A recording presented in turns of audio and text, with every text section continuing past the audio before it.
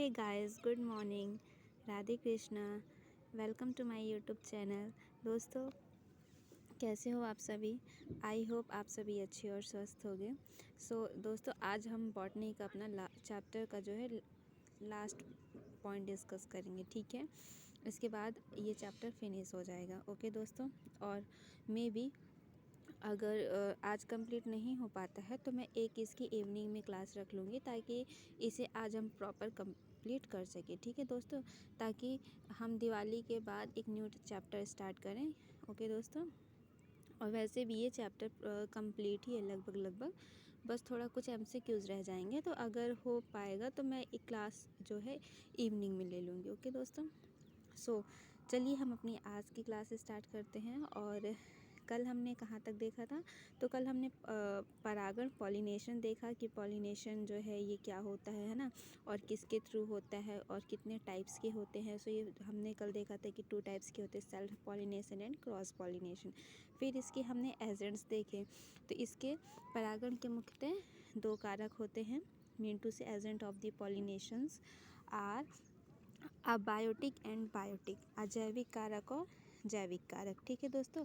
अजैविक कारक में हमारे वायु एवं जल तथा जैविक कारक में जंतु वगैरह शामिल होते हैं, ठीक है दोस्तों। कल हमने इसे डिस्कस किया था, थोड़ा सा मैं एक बार और एक्सप्लेन कर दूंगी, ठीक है। इसके बाद हम आज का अपना पॉइंट जो है स्टार्ट करेंगे। दोस्तों, अधिकांश पौधे परागण हेतु जैविक कारक का उपयोग में लेते हैं। कुछ ही पौधे अबायोटिक कारक का प्रयोग करते हैं, ठीक है दोस्तों। यानी कि कहा जा रहा है कि मैक्सिमम प्लांट्स जो होते हैं वह पॉलिनेशन के लिए जैविक कारक अर्थात बायोटिक एजेंट्स का ही यूज़ करते हैं, ठीक है दोस्तों। जैसे कि कीड़े वगैरह हो गए, मधुमक्खियाँ हैं, भौरे हैं, ठीक है। सॉरी, मधुमक्खियाँ नहीं होती, भौरे हैं, तितलियाँ हैं एंड इंसेक्ट्स ऑल, है ना, बर्ड्स वगैरह। कुछ ही पौधे अबायोटिक कारक का प्रयोग करते हैं, ठीक है दोस्तों। यानी कि इसके बहुत ही कम नंबर में ऐसे प्लांट्स होते हैं जो कि क्या अजैविक कारक अर्थात वायु, जल, इन सभी एजेंट्स का प्रयोग करते हैं पॉलिनेशन के लिए, ठीक है दोस्तों। चलिए हम अपनी आज की क्लास स्टार्ट करते हैं। आई होप आपको कल तक का सारा पॉइंट जो है समझ में आया होगा। दोस्तों, आज हम अपनी क्लास में लास्ट पॉइंट डिस्कस करेंगे फ्रूट, ठीक है दोस्तों। रूट सिस्टम में हमने रूट देखा था फर्स्ट क्लास में, उसके बाद सूट सिस्टम में हमने स्टेम देखा, ठीक है, लीव, थर्ड था हमारा क्या, फ्लावर, और फोर्थ पॉइंट हमारा फ्रूट, ठीक है दोस्तों। 1 सेकेंड, ओके। फल एक परिपक्व अथवा पूर्णतः निर्मित अंडाशय है जिसका निर्माण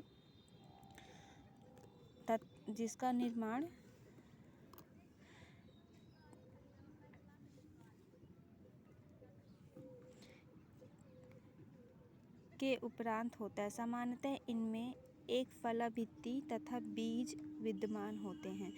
दोस्तों, फल एक क्या है, परिपक्व अथवा पूर्णतः निर्मित अंडाशय होता है। यानी कि फ्रूट क्या है, एक प्रॉपर डेवलप्ड ओवरी होती है, ठीक है ना दोस्तों, जिसका निर्माण कहाँ होता है, ओवम में होता है, ठीक है दोस्तों।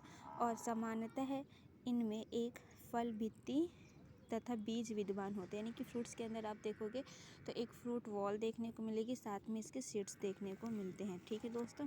तो जनरली जो अभी हम फ्रूट्स अपने डेली यूज़ में लेते हैं, है ना, तो उनमें आप देखोगे कि फ्रूट वॉल और बीज जो है तो ये प्रेजेंट ही होता है, ठीक है दोस्तों। नेक्स्ट है, फल भित्ति शुष्क तथा गूदेदार हो सकते हैं, ठीक है दोस्तों। तो जो फल भित्ति होती है, फ्रूट वॉल होता है, ये ड्राई भी हो सकती है और गूदेदार भी हो सकती है। कभी कभी कुछ पुष्पीय भाग भी फल के भाग में परिवर्तित हो जाते हैं।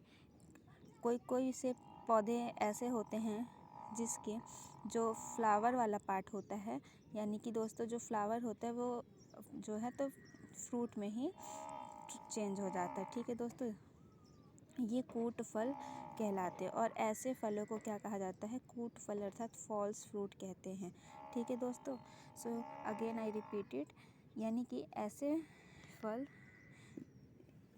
जिनमें क्या होता है कि पौधे के फूल ही फल के रूप में रूपांतरित हो जाएं, ठीक है दोस्तों, उन्हें ही हम कूट फल कहते हैं।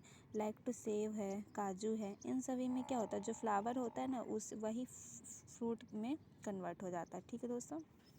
सो नेक्स्ट है, जबकि अन्य सभी अंडाशय से निर्मित होने वाले फल को वास्तविक फल अर्थात ट्रू फ्रूट कहा जाता है, ठीक है। लौंग पौधे की बंद कलियां होती हैं। सो दोस्तों, ऐसे फ्रूट्स जो कि ओवरी अर्थात अंडाशय से निर्मित होते हैं उन्हें हम वास्तविक फल कहते हैं, यानी कि ट्रू फ्रूट कहते हैं, ठीक है दोस्तों। जैसे कि सब मैंगो ले लो, ठीक है, तो ये क्या होता है, अंडाशय से निर्मित होता है, ठीक है, इसमें बीज देखने को मिलेगा, है ना।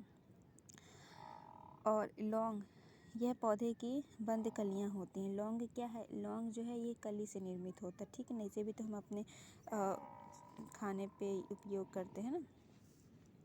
एक ये डायग्राम है, ठीक है, इस डायग्राम की हेल्प से हम थोड़े पार्ट्स के बारे में डिस्कस कर लेते हैं।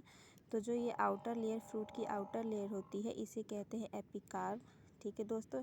इसके बाद जो अंदर का जो होता है पार्ट, इसे कहते हैं मीसोकार्प, ठीक है। और ये कैसा होता है, फ्लैशी एडिबल पार्ट होता है, फ्लैशी होता है, लचीला होता है, गूदेदार होता है, एडिबल पार्ट होता है, यानी कि खाने योग्य होता है। इसे ही हम खाते, क्या हम बाहर का छिलका खाते हैं, क्या नहीं, हम तो उसे छिल के फेंक देते हैं ना, उसे ही कहते हैं एपिकार्प, आउटर स्किन, ठीक है। लाइक टू मैंगो, मैंगो का जो ऊपर का हरा हरा हिस्सा होता है हम उसे छिल देते, फिर उसके अंदर का जो फ्लैशी एरिया होता है उसे ही हम खाते, और इसे कहा जाता है मीसोकार्प, ठीक है दोस्तों।